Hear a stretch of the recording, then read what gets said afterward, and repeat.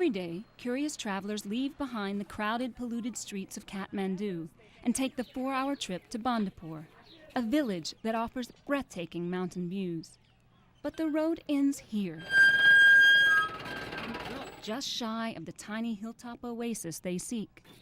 The rest of the journey must be carried out on foot, a factor that seems to only add to its charm, making it a popular choice for eco-tourists.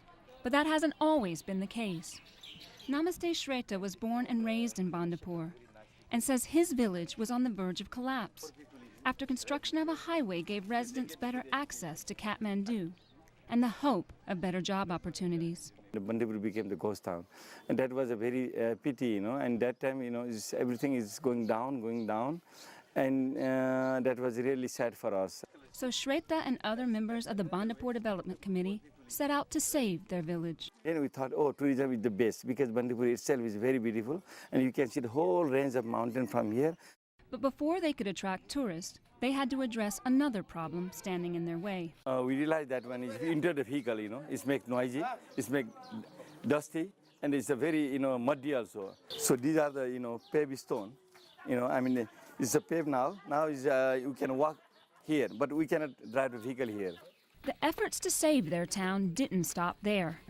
They then turned their attention to Bandipur's architectural heritage. All houses, somehow we have managed to repair and maintain those houses in all styles. And that's why also the tourists are very attracted with those houses. A few years ago, most of these buildings were dilapidated and in disarray. This house was one of the first in Bandipur to be restored to its traditional and cultural Newari style. And now is a popular eco-friendly hotel. Bahrit Basnet runs Gwangar and says he is committed to providing the guests at his hotel with as natural an experience as possible. All my businesses that I do, I am doing with this sustainable approach, right? Using no form of plastics and trying to reduce the use of water, energy, and also the food is locally grown.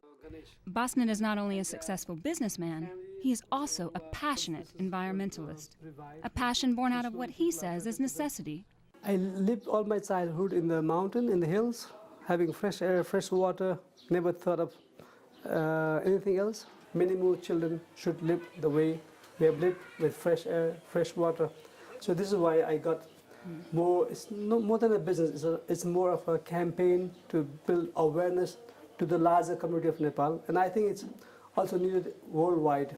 Bandipur, he says, with its commitment to restoration and move towards eco-friendly practices, can become the perfect example to show the rest of the world how to return to nature.